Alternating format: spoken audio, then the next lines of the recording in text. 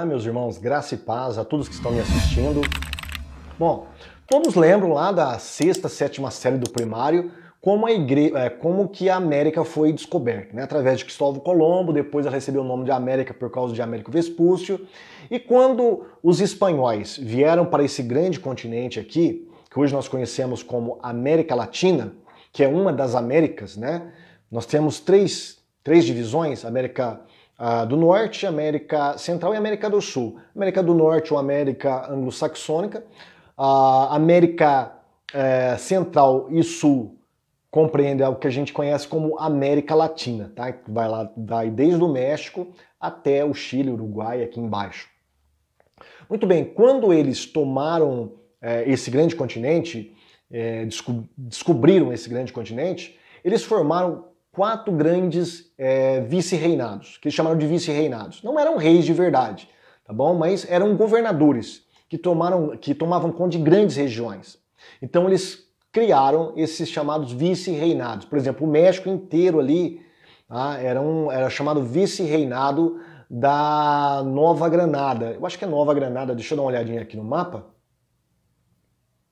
Vice-reinado da Nova Espanha, perdão. Depois nós tivemos o vice-reinado da Nova Granada, que compreende ali onde é a Colômbia hoje, tá, o Panamá. Depois vice-reinado do Peru, onde nós temos o Peru e Equador hoje. E depois vice-reinado do Rio da Prata, que é a Argentina, Uruguai, Paraguai e parte da Bolívia. Então esses grandes aglomerados, né, essas grandes regiões, foram divididas por quê? Porque nessas grandes regiões, diferente da província, que eram regiões mais militarizadas com pouco povoamento, porque ficavam em regiões que davam para o mar, essas outras regiões, chamadas de vice-reinado, era muito povoada e também era muito importante economicamente, porque dali saía muito metal precioso, ouro, prata e pedras preciosas, tá? Principalmente ali na região do Peru, do Chile, tinha muito ouro, muita prata. Muito bem, por que eu estou explicando isso para você? Porque essa ideia, tá, de aglomerados, ela vai permanecer até hoje, nas políticas de muitos presidentes da América Latina até hoje, tá? Após a Espanha enfraquecer devido à guerra lá com Napoleão Bonaparte, ela deixa as suas colônias aqui, tá? E essas colônias começam a convulsionar politicamente e começa a pipocar várias vozes de independência. É claro que Estados Unidos e Inglaterra já estão de olho, a Inglaterra por causa do dinheiro e expansionismo comercial, né, querendo financiar essas independências, e os Estados Unidos querendo que realmente esses países se subdividem. Por quê? Porque se você tem uma América Latina em bloco forte, formando quase um império, isso torna quase um rival da América do Norte. Os Estados Unidos não queriam isso, tá? Então havia interesses internacionais na independência. E também as localidades ali queriam sua independência, principalmente por questões políticas locais. Quando os espanhóis vieram para a América, formaram uma hierarquia social. Tá? Nós tínhamos então os verdadeiros espanhóis em cima, no topo da pirâmide, tá? Aqueles que mandavam em tudo, estavam na liderança, eram os bambambam, tá bom? Eram os espanhóis legítimos, puro sangue. Depois nós tínhamos os chamados crioulos, que eram espanhóis que haviam nascido na América. Eles não estavam no topo da liderança, porém eram muito ricos, eram latifundiários, grandes donos de terra, comerciantes. Tá? Eles mandavam também em grandes regiões. E por último, o povão, tá? Que eram os mestiços, os negros e os indígenas. Essa camada que sustentava, né, essa hierarquia é o que trabalhava, é o que produzia, é o que era dominada. E não tinha benefício algum, tá bom? E aí surge então, por questões políticas, alguns personagens querendo a independência. Dentre eles, Simón Bolívar. Tá? Nós tivemos outro também, o Martin, que era um argentino que ajudou a fazer a independência de diversos países. Mas o Simón Bolívar é o que nos interessa. Por quê? Porque a ideia desse cara, depois da independência, não era deixar os países fragmentados, tá? Como nós temos hoje.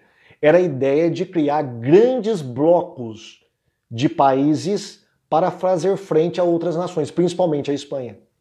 Por exemplo, então nós tivemos, por curto espaço de tempo ali, por curto período de tempo, tá, a chamada Confederação da Grande Colômbia, a Confederação do Grande Peru, que era a junção, por exemplo, deixa eu ver aqui no mapa, a junção da Venezuela, Colômbia e Equador. Essa era a chamada Confederação da Gran Colômbia. E assim nós tivemos no Peru e tivemos também os países da América Central, como Honduras, Nicarágua, Guatemala, Salvador, Costa Rica, que se desmembraram do México. Antigamente todos esses países pertenciam ao México. Depois eles se desmembraram do México e formaram esse bloco chamado Províncias Unidas da América Central. Então, preste atenção, o que eu quero que você entenda é que essa ideia de formar blocos na América Central é antiga, é desde a época da independência desses povos, tá? Isso é muito importante para você entender o que está acontecendo hoje na América Latina, ok? Muito bem, isso aí perdurou por muito tempo, tá? Os partidos políticos se rivalizando, o povo sempre sendo povo, tá? Sempre cada vez mais pobre e os ricos cada vez mais ricos e dominando. Tá? Os partidos conservadores e liberais se rivalizavam no poder. Lembra, conservadores nessa época tem o sentido de oligarcas, tem o sentido de donos de terra, tá? De latifundiários. E os liberais eram os comerciantes, tá bom? Não tem conservador e liberal não tem o mesmo sentido que nós damos hoje aqui dentro do nosso contexto político. Muito bem, isso aí foi até a Segunda Guerra Mundial. Depois da Segunda Guerra Mundial, o que acontece? O mundo começa a dividir-se em dois blocos, o bloco socialista e o bloco capitalista. O socialista é liderado pela grande União Soviética, né, do leste europeu ali, pela Revolução Comunista, e os Estados Unidos liderando o bloco capitalista. E cada um começou a fazer o seu joguinho, né, colocando as suas peças no território do outro. E a Rússia conseguiu colocar uma peça no território americano. Que peça foi essa? Cuba. A União Soviética conseguiu emplacar o socialismo em Cuba. Só que preste atenção, olha como que isso aconteceu. Em 1959 acontece que é conhecido como Revolução Cubana através de Fidel Castro e Che Guevara. Esses caras não eram socialistas. Eles eram guerrilheiros que queriam libertar Cuba porque eles achavam que a presidência de Fulgêncio Batista, na verdade, ele era um vassalo dos Estados Unidos, tá? O Império Americano que queria dominar Cuba. Então eles queriam uma libertação econômica, queriam uma libertação social, e queria que o povo estivesse no poder. Essa era a ideia de Fidel Castro, né? Parece brincadeira, mas essa era a ideia dele, junto com Che Guevara. E eles formaram então grupos armados de guerrilha, que até então não havia sido implantado, né, esses grupos de guerrilha. A ideia começa com Che Guevara, e eles conseguem, né, tomar conta de Cuba e dominar ali, derrotar o governo de Fulgêncio Batista e tomar o poder. O Partido Comunista Cubano, na época, não viu com bons olhos a guerrilha de Fidel Castro com Che Guevara. Veja bem, olha que coisa maluca, né? Por quê? Porque eles queriam conquistar o poder através da democracia. Por incrível que pareça. Tá? Mas depois que eles começaram a perceber que a revolução armada, as guerrilhas, era um bom instrumento para fazer revolução comunista, aí eles adotaram a ideia da revolução catrista, né, de Castro. Catrista, né, de Fidel Castro. E aí adotou Fidel Castro. Fidel Castro foi convencido e convertido ao comunismo da União Soviética e se tornou um socialista junto com Che Guevara. Muito bem, Cuba então se tornou o exemplo de sucesso de que a Revolução Comunista daria certo em todos os países da América Latina. Então aí começou a pipocar vários movimentos revolucionários de guerrilha, de luta armada. Tá? Eu vou passar para você aqui, ó, para você ter uma ideia. Em toda a América Latina começou a surgir vários tipos de movimentos. Os mais conhecidos, né, até hoje, Sendero Luminoso, as Farc, tá? A ELN, lá no México, os zapatistas, tá? Todos esses grupos e outros, né, no Brasil, no Uruguai, na Argentina, todos eles começaram a usar a luta armada para tomar o poder. Tá? A guerrilha começou a ser a forma com a qual esses movimentos usavam para derrubar os governos e implantar o socialismo. Lembra, agora todas essas guerrilhas, todas, 99,9% são comunistas. Todas elas. O Sendero Luminoso, por exemplo, ele tem um comunismo chinês. Não é nem via União Soviética, é da China. É de Mao Tse-tung. Por quê? Qual a diferença do comunismo chinês para o da União Soviética? O da União Soviética queria fazer a revolução através do proletariado, que eram, na verdade, operários, tá? Urbanos. Só que na China você não tinha operário urbano, você tinha o quê? Pessoas que trabalhavam no campo, eram rurais. E aí, Mao Tse-tung resolveu implantar e fazer revolução através do campesinato. E isso não era visto com bons olhos pelos comunistas ortodoxos da União Soviética, porque não fazia parte dos seus planos isso. Mas deu certo lá na China e também o comunismo chinês foi importado, tá, e exportado para a América Latina. Para você ter uma ideia, na década de 60, aqui no Brasil, nós tínhamos comunistas chineses aqui, tá, do regime de Mao Tse-tung. Nós temos documentação sobre isso. Muito bem, isso aí, então, ficou até a década de 70, começo da década de 80, essas guerrilhas tentando tomar o poder. Muitos conseguiram tomar o poder, fizeram terrorismo, mataram muitas pessoas, como de fato faz o regime comunista, não poderia ser diferente, né? E aí eu quero mostrar para vocês alguns principais grupos. Eu já falei alguns deles, as Farc, você está vendo aí mulheres, tá? Crianças, faz parte das Farc, Forças Armadas Revolucionárias da Colômbia. Hoje as Farc é um grupo traficante. Eles são traficantes, eles trabalham com tráfico de drogas, com tráfico de armas e também com escravização de pessoas, tá bom? Com raptos, enfim. É um grupo muito perigoso, terrorista mesmo, tá bom? É bom você entender que as Farc são terroristas, tá? Para você entender o que nós vamos falar mais à frente com o Foro de São Paulo. Aí nós temos o Sendero Luminoso, tá? Que é do Peru. Eu já falei para você que é um comunismo chinês. E aí a ELN, Exército de Libertação Nacional. Há uma coisa interessante no Exército de Libertação Nacional, é que muitos desses guerrilheiros foram, na verdade, padres da Igreja Católica, tá? Da Igreja Romana. Eles deixaram a igreja e se filiaram a esses grupos e fizeram guerrilha, mataram, tocaram terror mesmo. Tá? Muitos deles, por exemplo, um dos mais idolatrados dentro desse grupo terrorista é Camilo Torres. Ele ficou famoso porque ele disse em 64 que se Jesus Cristo estivesse vivo hoje, ele também seria um guerrilheiro. E aí teve outro, Manuel Pérez, que ficou até a década de 70 liderando esse grupo terrorista aí. Era padre. E esse grupo teve diversos padres. Tá? Por que eu estou falando isso para você? Porque eu quero introduzir para o seu conhecimento um outro elemento muito importante agora na área ideológica, tá? Voltada para a religião, que é a teologia da libertação. A teologia da libertação foi muito importante para inculcar na mente dessas pessoas que um religioso poderia também ser marxista. Porque antes, a Igreja Católica ela sempre foi contra o comunismo. Tá? Nós temos bulas papais aí refutando o comunismo, declarando o comunismo como sendo realmente do mal. Só que, através da teologia da libertação, isso foi amortecido. Então houve uma junção entre marxismo e cristianismo através da teologia da libertação. Tá, eu trouxe para vocês aí algumas figuras proeminentes dessa teologia, que na verdade é uma leitura marxista da Bíblia, é a luta de classe sendo levada para dentro do Evangelho. Tá? A figura do mal proeminente agora não é mais Satã, não é mais o diabo, é o capitalismo.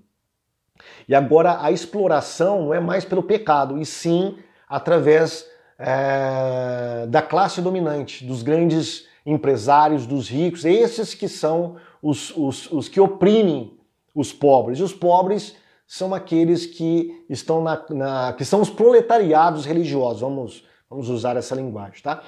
O idealizador, ou que fomentou essa teologia, que realmente colocou no papel de maneira sistemática, foi Gustavo Gutierrez, tá? Um padre peruano, se não me engano, peruano. Mas antes disso, Rubem Alves, um presbiteriano brasileiro, lá no exílio nos Estados Unidos, ele escreveu um livro, antes de ser publicado o livro do Gustavo Gutierrez, ele escreveu um livro com o título de Teologia da Libertação, traçando os mesmos pensamentos que hoje está na Teologia da Libertação. Nós temos também o José Comlen, muito influente aqui no Brasil, dentro dessa ala da Teologia da Libertação.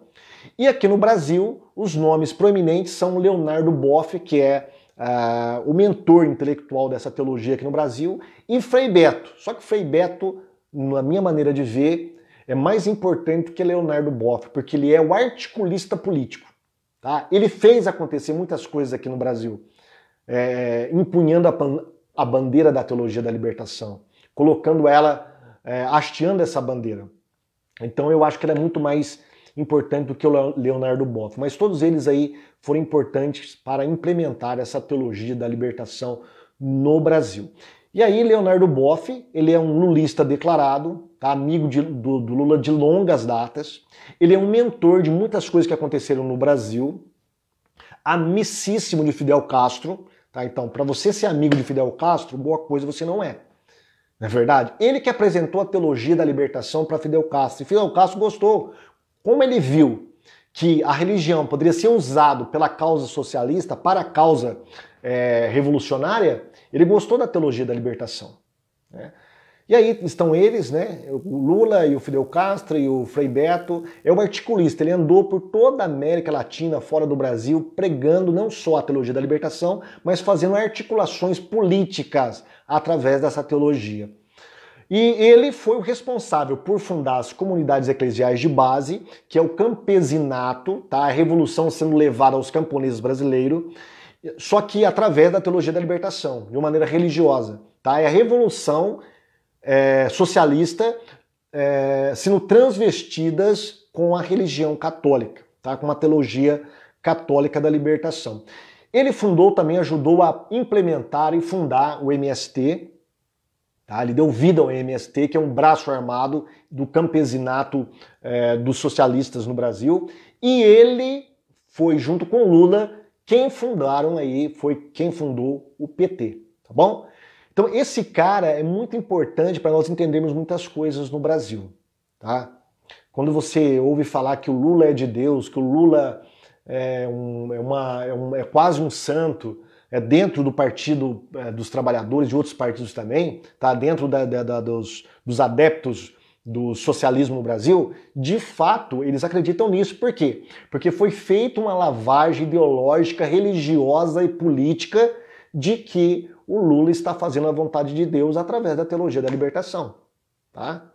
É um evangelho social sendo levado para as camadas mais pobres da população. Eles fizeram muito bem isso.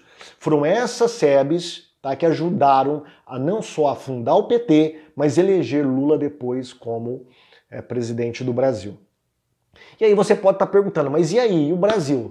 Aliás, e os evangélicos? Como que os evangélicos ficam nessa? Ele tem um tipo de teologia da libertação, eles rechaçaram essa teologia. As igrejas evangélicas, de modo geral, são conservadoras. Tá? Elas são conservadoras. Mas houve uma ala dentro da igreja que abraçou a teologia da libertação. Tá bom? Eles não chamam de teologia da libertação, eles têm um outro nome. E isso tudo começou com esse teólogo aqui presbiteriano chamado Richard Shaw. Ele escreveu um livro chamado Cristianismo e Revolução Social, onde ele pregava a mesma coisa que a teologia da libertação prega, ele pregava só que dentro da igreja evangélica. Ele foi convidado pela Igreja Presbiteriana do Brasil, para vir para o Brasil para ensinar, e ele foi se alojar lá no Seminário Teológico de Campinas. E lá ele formou vários adeptos, principalmente entre os estudantes, entre os jovens. Tá? Ali ele fez a cabeça de muitos jovens para aderir a um tipo de teologia da libertação, que hoje é chamada de teologia da missão integral. Tá? A teologia da missão integral, então, é a vertente evangélica da teologia da libertação. E aqui eu estou no site do PT, tá? Tirei um print aí, Agência PT de Notícias, onde mostra a reunião, um congresso, né, de evangélicos que se uniram para dizer não ao golpe contra Dilma Rousseff, na época, né? E olha quem está aí, o senhor Ariovaldo Ramos. Ariovaldo Ramos, ele deixa bem claro com todas as letras que ele é socialista. Ele é adepto da TMI, da Teologia da Missão Integral. A Teologia da Missão Integral ela é socialista e ela está sendo difundida por meio desses grandes personagens teológicos do Brasil, não só ele, como Ed Renekiewicz. É só você ler, por exemplo, a revista Ultimato. A revista Ultimato, ela tem um viés socialista. Toda ela. É só você pegar o Ultimato e começar a ler as matérias.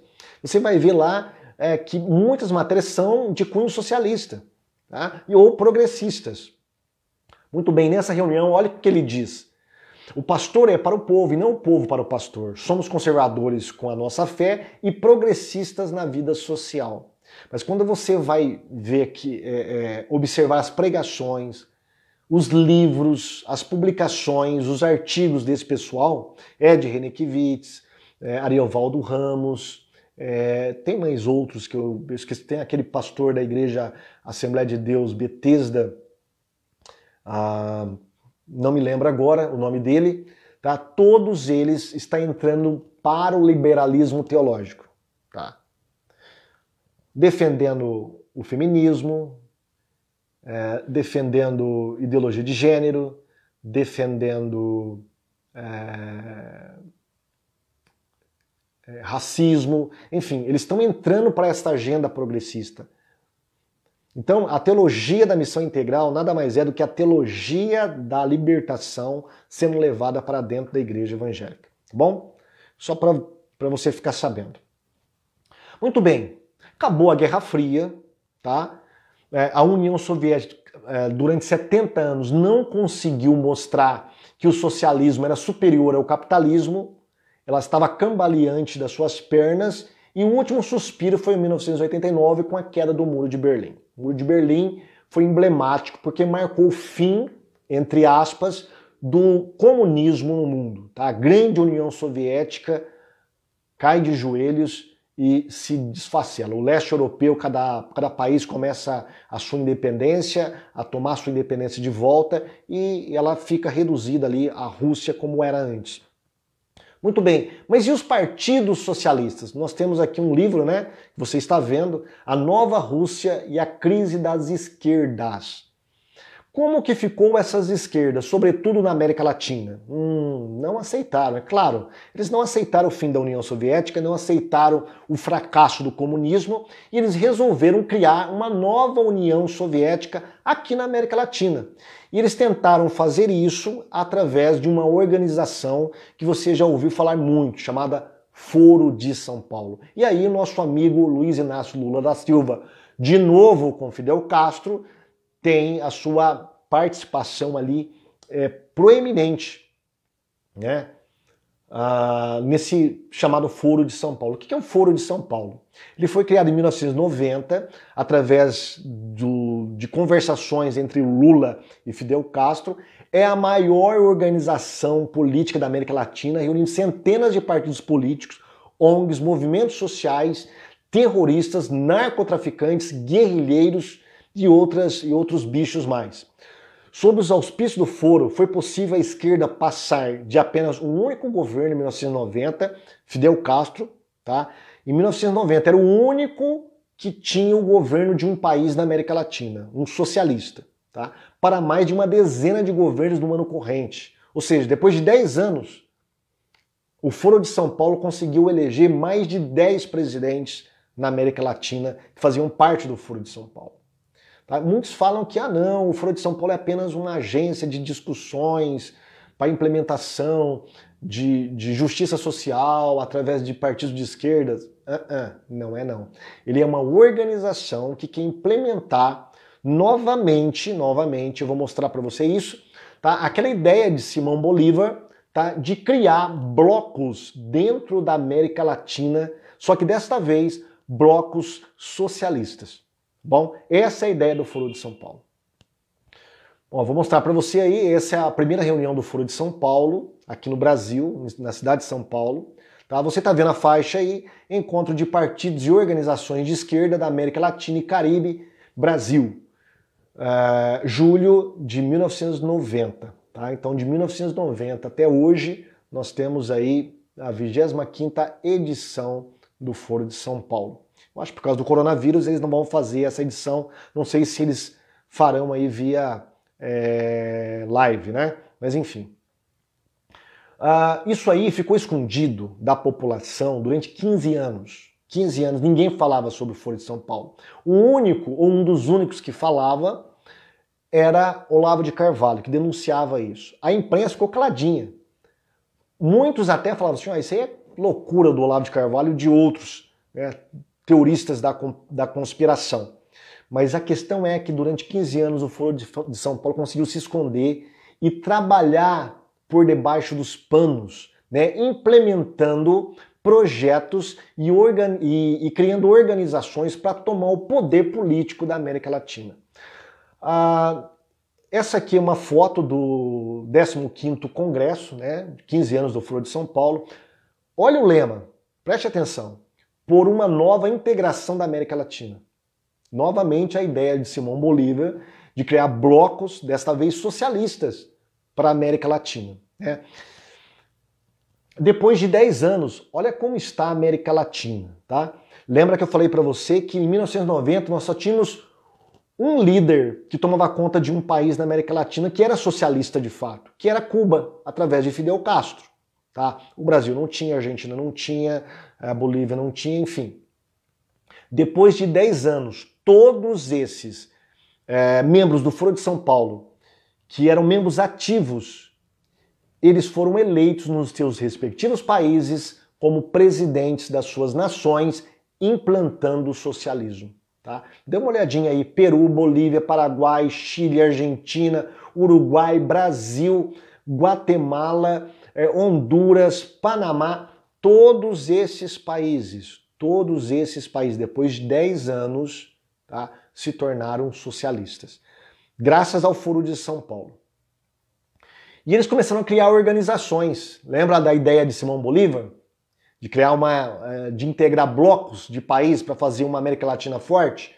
Agora, o Foro de São Paulo, através do socialismo, queria também resgatar essa ideia. Tá? Então eles foram criando várias organizações. A ALBA, Aliança Bolivariana para os Povos da Nossa América, olha aí, bolivariana, lembra quem? Simão Bolívar. Essa é a política de Hugo Chávez. Tá? Ele criou uma política, né, chamada de bolivarianismo, trazendo de novo, resgatando de novo essa ideia de criar uma América Latina, desta vez socialista, tá? Um bloco único da América Latina socialista. Temos a Unasul, União das Nações da América do Sul. A Ursal, lembra do Cabo Daciolo? Ele fez uma pergunta para o Ciro Gomes, se o Ciro Gomes conhecia a Ursal e se ele fazia parte do Foro de São Paulo. Ciro Gomes negou, é um mentiroso quanto mais, porque o partido dele é um dos partidos membros do Foro de São Paulo, ele sabe muito bem do que o Cabo Daciolo estava falando, mas naquele debate ele negou, tirou o corpo fora. A URSS, União da República Socialista da América do Sul, e a CELAC, que é a Comunidade dos Estados Latino-Americanos e do Caribe. Tá bom? Então, preste atenção que são organizações de blocos. Eles querem unir os países que são dirigidos por líderes comunistas, socialistas, em vários blocos. Fazer uma América Latina em bloco socialista, resgatando o que havia no antigo leste europeu, dominado pela antiga União Soviética. Só que alguém já disse que a América Latina ela muda em bloco, né? Ora vai para o socialismo, ora volta para a direita. E de fato isso aconteceu depois de 10 anos. Em 2018, deu uma guinada na América Latina, né? A população não quis mais saber de políticas socialistas, tá? De autoritarismo, porque é isso que o socialismo produziu, fome, pobreza e autoritarismo. Então eles mudaram. Tá? O Brasil elegeu Bolsonaro, aí teve o Paraguai, a Argentina, o Chile, Peru, Colômbia, enfim. Houve uma guinada né? E isso assustou o Foro de São Paulo, porque eles não estavam contando com isso. Eles contavam que realmente eles iam conseguir tomar toda a América Latina e torná-la socialista, tá bom? Por que eu estou falando isso para você? Talvez você possa estar perguntando, por que ele está mostrando isso aí para mim? Isso aí é aula de história, de geografia, mas é para você entender os protestos de 2019, tá bom? E aí nós temos o mapa ideológico, né? No México foi eleito ali o López Obrador, que é um socialista de centro-esquerda. A Colômbia deu uma guinada, né? No Equador, Lenin Moreno, é mais de centro. No Peru, Martin Vizcarra. No Chile, Sebastián Pinera. E vários outros. Na Argentina também, eles mudaram. Agora voltou, né? Com a Cristina Kirchner e o Alberto Fernandes. Na verdade, é um poste dela, né? Quem manda realmente é ela. E você está percebendo o que está acontecendo com os nossos irmãos, né? Seus carros estão sendo confiscados, suas empresas estão sendo confiscadas, muitos empresários estão migrando para outros locais, outros países, e a Argentina está quebrando diante do socialismo da Cristina Kirchner. Muito bem, agora chegamos onde nós queríamos, tá? Os protestos violentos que aconteceram no final de 2019 e começo de 2020 agora. A América Latina, principalmente a América do Sul, pegou fogo. Tá? Na Colômbia, Venezuela, começando pelo Equador, mas também se espalhou pelo Peru, pelo Chile, Argentina, Bolívia, enfim. Quais são as causas que os grandes estudiosos da política dão? São causas meramente econômicas. Tá? É uma questão que o governo do Chile subiu a passagem do ônibus, do metrô, então houve uma revolta e o pessoal começou a quebrar tudo, porque lá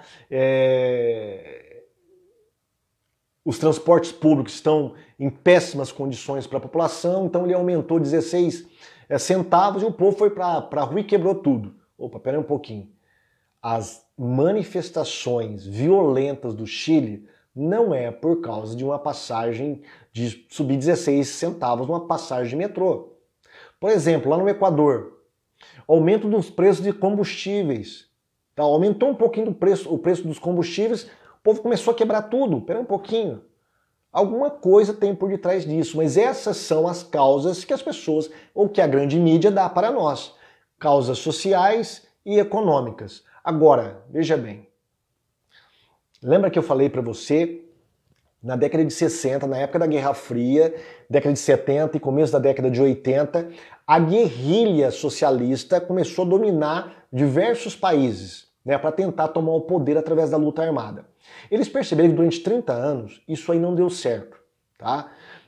O único local que deu certo foi em Cuba, mas por causa do contexto que era completamente diferente. Tá? Completamente diferente de todo o resto da América Latina.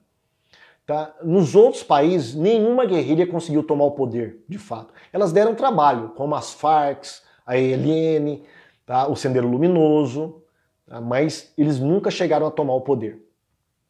Agora, a guerra é outra. Tá? Não é mais guerrilha, não é mais luta armada. Agora, a guerra é através de protestos. Os protestos viraram a arma preferida dos socialistas. Mas alguém pode estar dizendo, olha, isso aí é muito caricaturado, você está inventando coisas, você está sugerindo coisas que você não pode provar. Ah, mas eu posso provar sim. Tá? E como eu posso provar? Veja bem, o El País é um jornal de esquerda, tá? Mas de vez em quando eles trazem algumas verdades aqui. Deixa eu ver aqui quando foi isso. No final de 2019, esse jornal fez uma entrevista com o então presidente do Equador, Lenin Moreno. Esse cara, ele é centro-esquerda, tá? E aí, eles destacaram uma fala de Lenin Moreno e colocaram como manchete, preste atenção, os chamados socialistas do século XXI saquearam a América Latina. Opa, pera um pouquinho, quem eram esses socialistas do século XXI? Isso aí não é simplesmente um neologismo. Isso aí é uma política criada por Hugo Chávez. Hugo Chávez criou o que ele chamou de socialismo do século XXI. Qual a diferença dele para o socialismo real da União Soviética na década de 60, sei lá, que eles queriam implantar aqui no Brasil?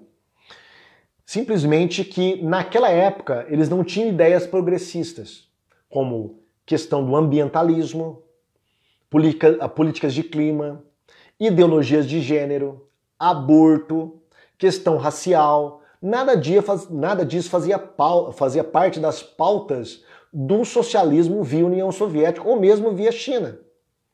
Não fazia parte. Hoje, o que aconteceu? O socialismo ele se reformulou e abraçou o progressismo. Todas essas ideias são progressistas, mas elas foram abraçadas pelo socialismo. Isso é o que Hugo Chávez chamou de socialismo do século XXI, tá bom? Só para te situar aí em nomenclaturas e conceitos. Vamos dar uma olhadinha nessa reportagem? Vamos lá. Não só esse jornal, o jornalista é totalmente enviesado de esquerda e ele faz algumas perguntas para esse presidente. Olha que interessante. O que ocorreu exatamente em outubro? Qual a sua versão? E aí o presidente diz, tradicionalmente os povos indígenas, está falando sobre os protestos lá do Equador, porque tudo começou no Equador, né? Se manifestam contra as medidas que acham que não são benéficas para eles, geralmente fazem isso em paz, como também desta última vez. Mas aí, olha que interessante, olha o que ele vai falar. O que aconteceu é que setores criminosos se infiltraram pagos pelo correísmo. Correísmo diz respeito à Correia, que era o último presidente, o ex-presidente, tá? Que foi eleito pelo Foro de São Paulo. Fazia parte do Foro de São Paulo. Esse cara foi eleito lá no Equador através do Foro de São Paulo. E ele fala que muitos criminosos foram pagos, se infiltraram nessas manifestações, pagos pelo correísmo, ou seja, pelo partido do Correia. E não só isso, também as Farc, ELN, olha aí, as guerrilhas de luta armada que nós vimos, também estão infiltradas nesses protestos que aconteceram no final de 2019, lá no Equador. E ele vai falar de muitas gangues e tal.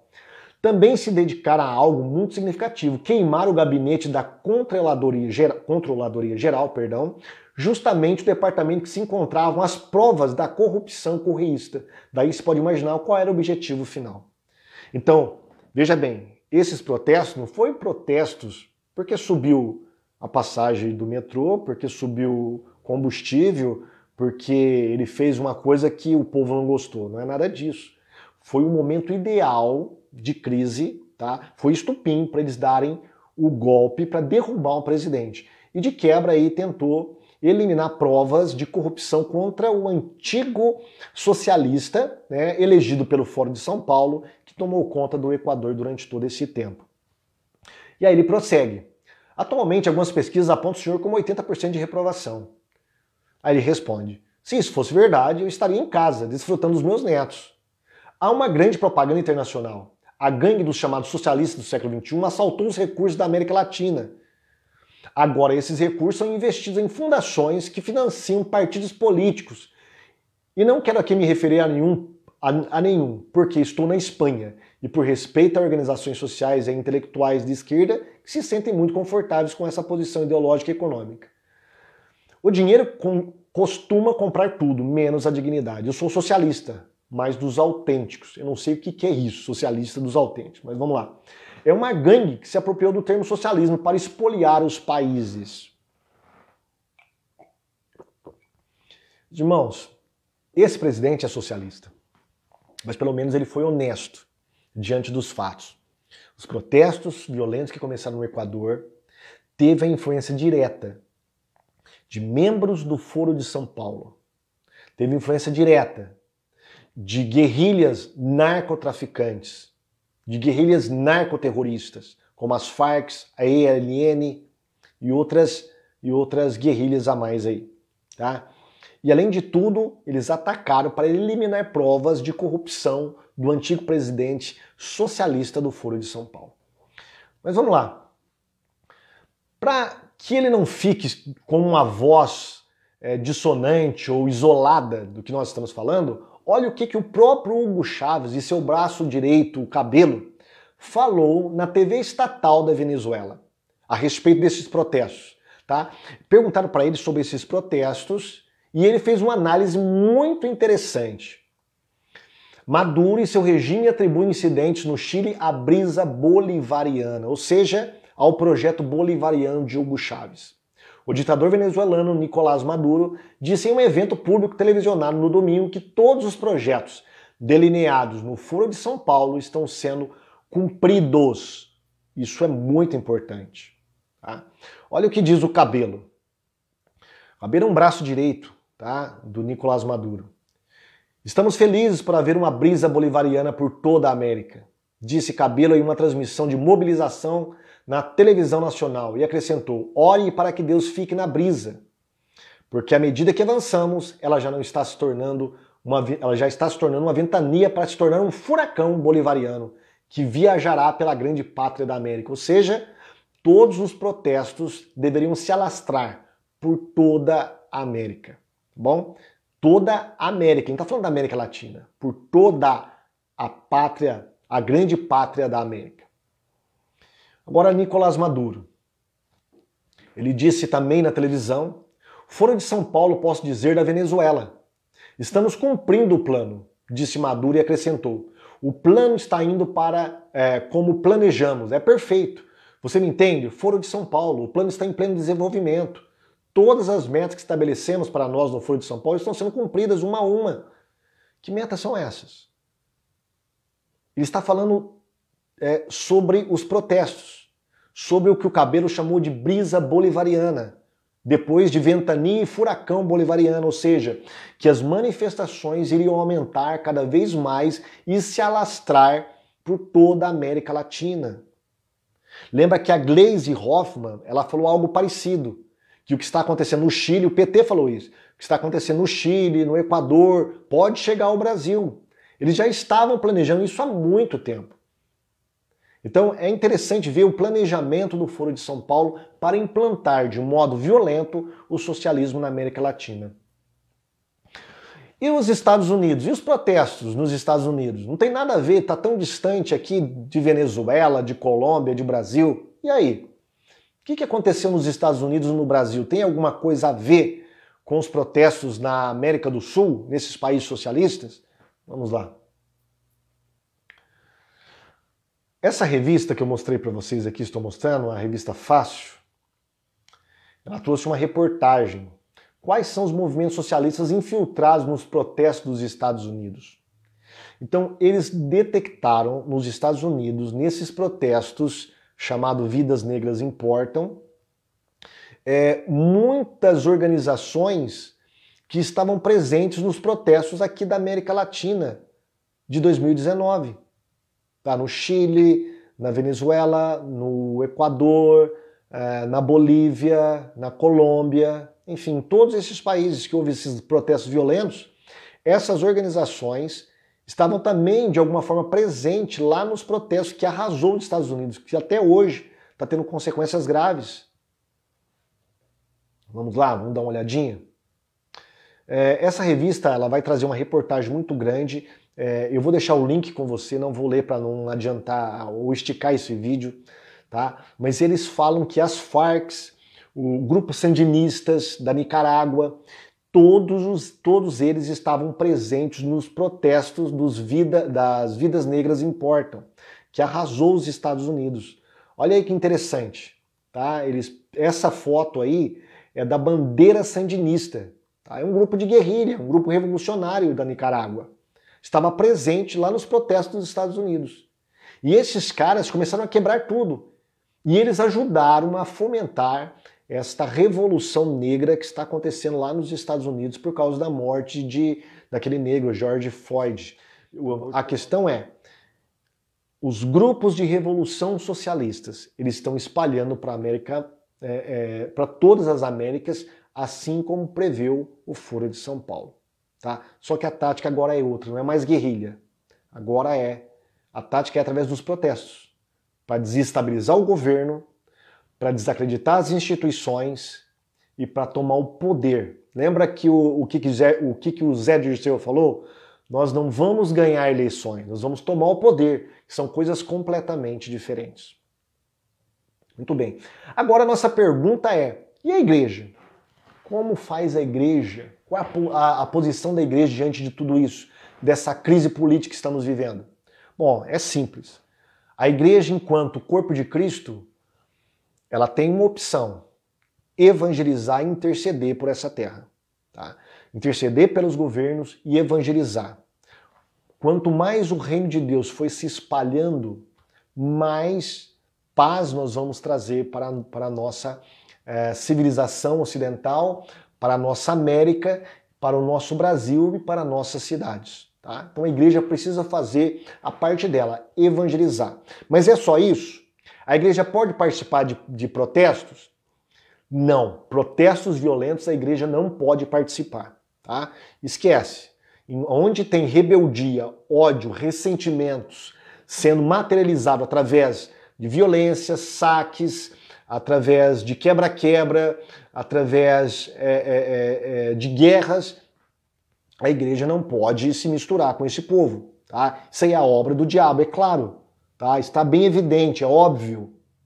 Agora, manifestações pacíficas, ela pode participar? Não só pode, como deve participar. A igreja precisa ir para a rua.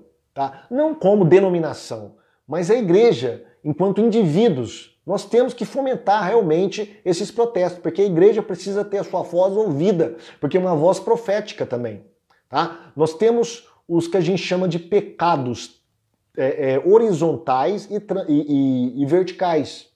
Quais são os pecados verticais? São os pecados que estão na Bíblia, os nossos pecados morais. Nós pecamos contra a lei de Deus, pecamos contra os mandamentos de Deus. E também os pecados sociais, que são os horizontais, que estão ali introjetados nas estruturas políticas e sociais da nossa sociedade. Esses pecados também têm que ser denunciados pela igreja. Mas nós devemos fazer isso de modo inteligente e sábio. Como que a igreja pode fazer isso? Existem muitos mecanismos. Eu dividi em 3 níveis, tá bom? O primeiro nível é o nível social. A igreja ela pode agir na parte social, onde ela vai trabalhar com as consequências, não com as causas. Tá? Ela vai trabalhar com indivíduos e não com o coletivo. Ela vai trabalhar com a filantropia e com a pregação do evangelho. Quando a igreja prega o evangelho, como Jesus bem disse, ide por todo mundo pregar o evangelho, né? E ele disse aos discípulos, vão por todas as cidades pregando o evangelho do reino, curando enfermos, expulsando demônios, libertando as pessoas. Tudo isso faz parte do evangelho do reino de Deus. Quando a igreja ela expulsa demônios, ela cura enfermos, ela liberta os oprimidos, ela converte as pessoas, ela está fazendo uma revolução silenciosa social e, de certa forma, agindo indiretamente na política. Ora, mostre para mim a maior agência de recuperação social no Brasil e no mundo. Não existe nenhuma outra. O Estado não é. Não existe nenhuma outra além da igreja. A igreja é a única agência de ação social que pode recuperar vidas e colocá-las de modo dignas na sociedade. Tá? Ela que pega o seu Zé lá que está viciado em álcool, em droga, que está acabando com a família, ele vem para a igreja com sua família, ambos se convertem, pai, mãe, filhos, e aí ele já consegue ter uma nova visão de mundo. Deixa as drogas, deixa o álcool, não bate mais na mulher. Agora ele é um pai de família responsável, ele quer agora ter uma casa melhor, ele quer ter um carro melhor. Então ele começa a ascender socialmente. Olha o que a igreja faz, olha que maravilha. Esse é o primeiro nível.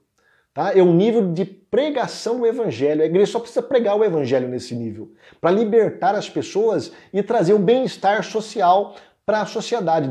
Desse modo, indiretamente, ela ajuda o Estado.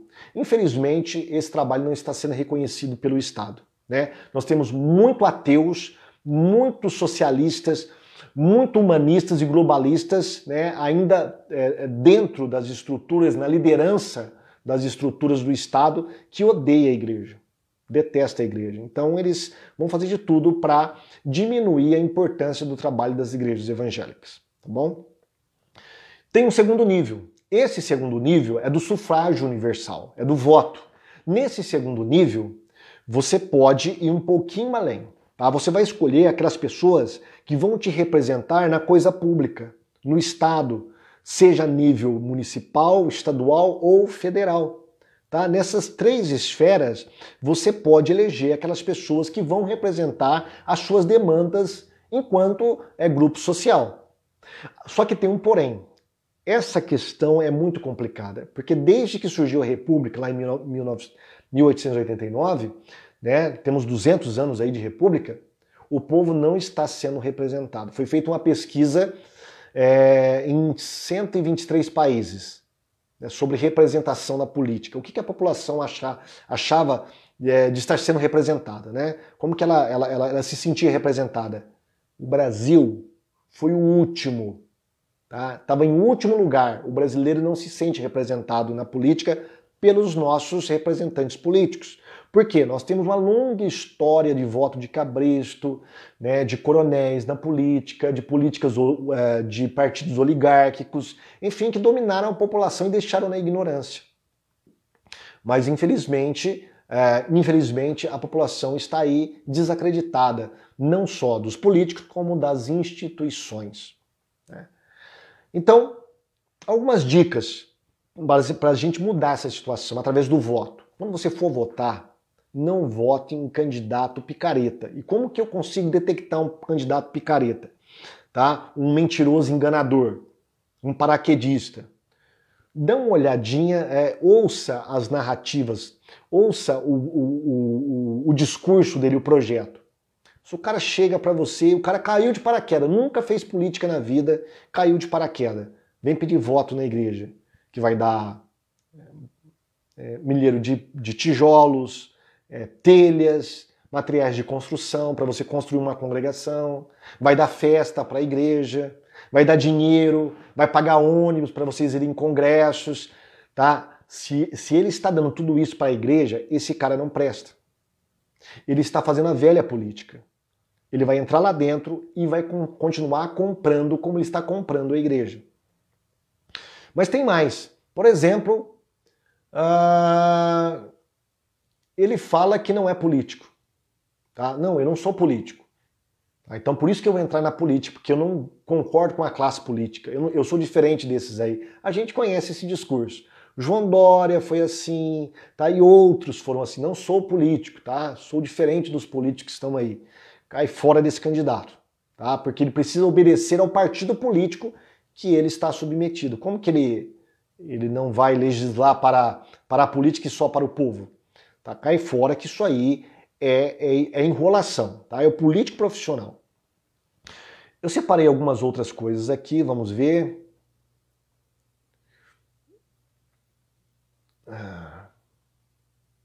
Só um tempinho aí, deixa eu achar aqui. Ele critica mais o adversário do que faz propostas, faz mais promessas do que pode ser cumprido, tá? Promete construir obras, sendo que a candidatura dele é para o legislativo. Por exemplo, um vereador falando que vai construir hospitais, construir praça, construir aquilo. Ele não pode fazer isso, quem faz isso é o executivo. Então ele está mentindo.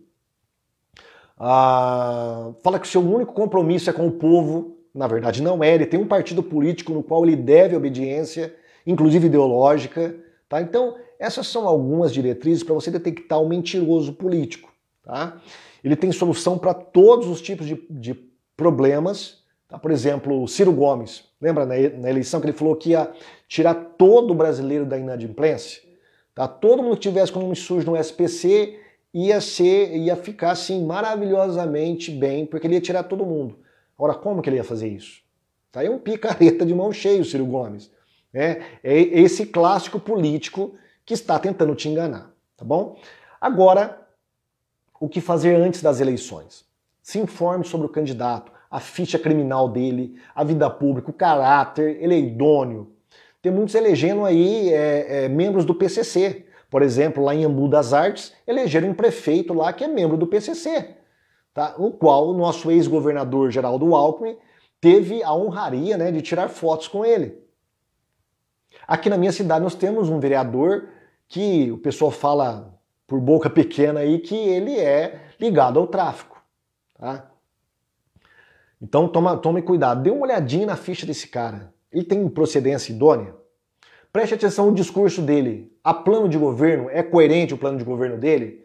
As promessas são reais, são possíveis? tá? Ou ele faz promessas mirabolantes que não podem ser concluídas ou ser implementadas.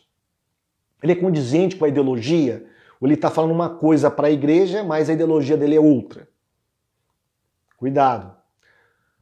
Preste atenção na imagem dele. Ele é um político, tá, fabricado, ou ele é autêntico? Por exemplo, o Lula foi fabricado. O Lula autêntico é o Lula antes de 2002. Tá? Esse é o Lula autêntico, sindicalista, radical, que queria implementar o socialismo no Brasil. Esse é o Lula autêntico. Ele não ganhou a eleição, porque o Brasil ele é um país que tem medo do comunismo. Tá? A população brasileira ela é conservadora. Mas o que foi feito? Fizeram uma imagem da besta, ou seja, fizeram uma imagem do tirano Lula. E aí fizeram um Lula paz e amor, não é? Criaram um Lula marqueteado. E aí ele ganhou as eleições. As motivações, ele é aventureiro, está procurando apenas um emprego, né? Muitos estão procurando apenas um emprego. Estão desempregados e se lançam na política. O cara é conhecido, tal, ele vai para a igreja e tentar ganhar o seu voto. Caia fora disso. Preste atenção nos conhecimentos. Ele tem um conhecimento de política, ele sabe qual a diferença de legislativo, executivo e judiciário. Ele sabe o que um vereador pode e não pode fazer. Tá? O que ele sabe sobre política? Ou ele é apenas um palhaço tipo Tiririca, que cai de gaiato lá, foi usado pelas raposas que estavam lá dentro e foi feito marionete dele. Preste atenção na ideologia do partido, condiz com a ética cristã. Não, eu não sou comunista, eu sou do Partido da Cidadania.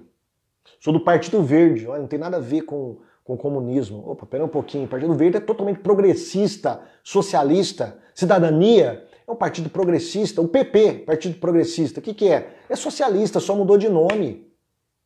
Tá? Não precisa vir lá, PCdoB, Partido Comunista do Brasil, ou PCB, Partido Comunista Brasileiro. Não precisa.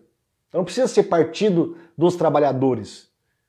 Tá? Eles estão mudando de nome agora. Né? Então você precisa ficar alerta quanto a isso. Tá? E depois que você eleger esses caras, o que você pode fazer? Nós estamos no nível 2. Lembra que eu falei para você do engajamento político da igreja, né? Enquanto indivíduos, não enquanto em denominação. A denominação, eu acredito que não pode se misturar com política, tá? A Igreja Ibero-Americana, Santo Eterno, Assembleia de Deus, enfim, todas essas igrejas, enquanto denominação, têm que ficar fora da política. Mas nós, enquanto cristãos individuais, nós podemos, não só podemos, como devemos fazer parte da política, sim, ter engajamento político. E um deles é nesse segundo nível, através de um voto consciente, de tomar uma consciência política, né? Para que ela possa ser dirigida pelo Evangelho, pelos valores cristãos. Preste atenção se ele cumpriu as promessas que fez depois da eleição. Acompanhe e fiscalize a sua administração. Esse é o grande erro nosso. Muitos de nós nem sabem quais foram os deputados, senadores, vereadores que nós elegemos. Nós esquecemos. Por quê? Porque nós não temos engajamento político. O nosso segundo nível é muito fraco. Tá? Ele é muito superficial. Então nós devemos mudar isso. Observe a conduta dele. Ele foge dos seus eleitores? Ele presta contas à população do que ele está fazendo? Ele acompanhe se houve enriquecimento ilícito dele. Para isso nós temos jornais, internet. Hoje está muito fácil você fiscalizar a vida de um político. Tá? Exige dele o cumprimento das suas promessas. E nós temos dispositivos hoje, sites, links, redes sociais, para você cobrar o seu político. Tá bom? Esse é o segundo nível, tá? Antes das eleições e após as eleições, para você ter um voto consciente, para você saber usar esse dispositivo do sufrágio universal de modo sábio e consciente, como um cidadão de fato deve fazer. O terceiro nível, ou nível 3, que eu trago para você de engajamento político da igreja, é muito mais profundo, tá? É uma militância política mesmo. Tá? Eu não estou falando aqui da igreja criar um partido político da igreja ibero-americana. Não é isso. Então, eu estou falando de um engajamento através de uma base, de uma fundação de base política. Foi isso que o PT fez com as eclesiais de base. Tá? Lembra que eu falei do Frei Beto, que ele criou os núcleos rurais para implantar a teologia da libertação, e essa teologia criou o MST, criou o PT e elegeu Lula. Então a esquerda está muito na frente, tá? Eles são muito mais organizados, muito mais estruturados que nós. Então nós devemos também criar, tá, bases para nós fomentarmos uma consciência política no nosso povo evangélico. Consciência conservadora, de acordo com os valores e princípios do evangelho, valores cristãos, que geralmente vão se pautar por políticas conservadoras. A criação de grupos em participações políticas, tá? Políticos, grupos de estudos não só teóricos, mas de engajamento estratégicos também, tá bom? Formar dentro da igreja, começar a estudar política dentro da igreja, formar um grupo de uma pastoral política, tá bom? Para ensinar política da escola dominical, tá? Não política partidária, mas política enquanto filosofia política. Tá? Nós estamos rodeados pela política, até dentro da igreja. Tudo que você faz, todas as decisões que são tomadas, tem a ver com política dentro da igreja. Tá? Nós estamos rodeados por política. Tá? Se você tem liberdade para pregar o evangelho, é devido à posição política que nós temos. Tá? É devido às políticas públicas que nós temos. A liberdade. Se você está preocupado se vai subir a alimentação, se você vai ficar desempregado ou não, é devido à política. E se você não gostar de política, tem pessoas que gostam. E essas pessoas é que vão te dominar. Depois não adianta você reclamar que está crescendo o desemprego, está subindo o preço dos combustíveis, dos alimentos, tá? Que está havendo políticas para favorecer homossexuais, tá, de aborto. Tudo isso aí tem a ver com engajamento político. Se você não é engajado politicamente, não adianta reclamar e falar que tudo é do diabo, tá bom? O engajamento nível 3, você pode ter grupos de estratégias políticas, tá? Participação em conselho tutelar, a igreja pode participar, tá? Conselhos de moradores de bairro, tá? Muitas vezes são feitas eleições de moradores do bairro para tomar decisões políticas para o bairro, mas a igreja nunca participa, com raríssimas exceções. Comece pelas carências do seu bairro. Por exemplo, se você tem um cruzamento de rua no seu bairro que está tendo muito acidente de trânsito, falta alguma coisa, falta uma lombada, falta um semáforo, falta um radar. Tá? Então você pode fazer um requerimento na Câmara Municipal exigindo isso do político que você votou, do seu vereador, e ele exigir da prefeitura. Tá? Olha quantas coisas nós podemos fazer pelo nosso bairro. Alguém já disse, se a sua igreja faltar no seu bairro, se a sua igreja for destituída do bairro, será que o bairro vai sentir falta da sua igreja? Isso mostra, né, um termômetro para mostrar o nível de engajamento político que nós temos diante da nossa localidade. Será que a gente só fica pregando o evangelho? Como que as pessoas veem os evangélicos? É só como aquela pessoa que quer ganhar ele para sua religião? Ou ele faz uma diferença social, educacional, cultural e também ética dentro do seu bairro? Falta isso às igrejas evangélicas.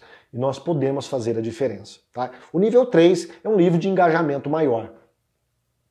Participação nos conselhos municipais. Tá? As prefeituras, as câmaras municipais, elas têm vários tipos de conselhos municipais que você pode participar. Conselhos de idosos, deficientes físicos, de valores humanos, tá? Então tem vários conselhos. Esses conselhos é que vão determinar as políticas públicas que serão implementadas na sua cidade. Se você não fizer parte, tá? Você não tem voz. Se você não tiver voz ali de participação, depois não adianta reclamar. Audiências públicas e comissões permanentes para tratar, por exemplo, na minha cidade foi tratado sobre o carnaval. Tá? Comissões permanentes foram feitas, audiências públicas, e quem estava à frente? Um vereador do PT, para deliberar a respeito do carnaval aqui na nossa cidade, para que a Câmara, a Prefeitura, injete dinheiro para o carnaval como se fosse uma cultura, né? Uma cultura local aqui que deve ser preservada pela população. E nós sabemos que o nosso dinheiro público está sendo injetado numa festa que é totalmente perniciosa do ponto de vista moral, ético e também político. Tá? Mas temos aí as comissões permanentes, audiências públicas, que qualquer pessoa pode participar e dar a sua opinião. É livre, a população pode opinar para implementar essas políticas públicas, mas a igreja está fora disso. Nós devemos ter engajamento nisso, por isso nós devemos formar uma base política dentro da igreja, tá? Não envolver a denominação. Irmãos, em particular, tá? Serem envolvidos com isso. Aliás, dessas bases que nós devemos formar os nossos políticos, tá? Você pode também sugerir um projeto de lei por meio de ideias legislativas. Nós temos hoje vários dispositivos, principalmente a internet. Você entra no site da Câmara Municipal, você entra no site da Câmara Estadual, do Senado, do Congresso, e você pode sugerir, através do site, políticas públicas que serão implementadas. Então nós temos diversos dispositivos à nossa disposição. O que nós não temos hoje é simplesmente um engajamento, uma coragem, tá? E também uma consciência para fazer isso. Eu acho que isso é que pega para a igreja evangélica hoje. Nós estamos diante de um país, de um Brasil totalmente conturbado. Se nós não fizermos as nossas vozes serem ouvidas, nós cairemos no que hoje é uma Venezuela, uma Cuba, o que foi uma Rússia, um leste europeu. Tá? Nós estamos caminhando para isso, só que para algo muito pior ainda. Tá? Algo muito pior. Tá? Nós estamos numa reta para ser implementado um novo governo mundial. Eu gostaria de falar isso com você, mas eu não tenho tempo nesse vídeo. Tá uma nova ordem mundial, um governo global. Eu até fiz uma live sobre isso semanas atrás. Tá? Nós estamos caminhando para isso. Então, pastor, então nós não podemos, nós devemos só esperar Jesus voltar. Não, enquanto Jesus não volta, nós devemos batalhar sim. Batalhar pelo seu bairro, batalhar pela sua cidade, batalhar pelo seu estado, batalhar pelo seu país. Nós devemos fazer a voz da igreja ser ouvida. Então nós temos 3 níveis. Tá? O nível da pregação do evangelho, o nível do sufrágio universal e o último nível mais profundo, que é o próprio engajamento militante mesmo, através de uma participação mais ativa de grupos dentro da igreja na política, para fazer política de um modo ético e moral, como deve ser através dos princípios e valores do evangelho cristão. Tá bom? Bom, irmãos, está aí, essa é a minha palestra, tá? Não sei se eu superei as expectativas, fiquei aquém das expectativas, se eu realmente correspondi ao que vocês precisavam, tá? Espero que tenha contribuído aí para complementar este grande seminário que vocês fizeram aí sobre missão voltado para a área da política, do contexto que nós estamos vivendo aqui no Brasil, tá bom? Nós falaremos mais aí numa live, né? Vocês poderão fazer perguntas e o que eu souber eu realmente vou responder para vocês. O que eu não souber eu vou marcar e vou atrás para responder através de vídeos ou e-mails, enfim, qual for o meio aí que eu puder me corresponder com a Igreja Ibero-Americana. Obrigado, irmãos, obrigado, irmã Simone, obrigado, irmão Wagner, que estão à frente desse trabalho, a todos os irmãos que me ouviram até agora e principalmente ao nosso amado pastor Aécio, homem de Deus, e que vocês devem valorizar na sua igreja, viu? É um grande homem de Deus, tá bom? Fique com Deus, irmãos, e até a próxima aí, se os irmãos quiserem e Deus assim permitir.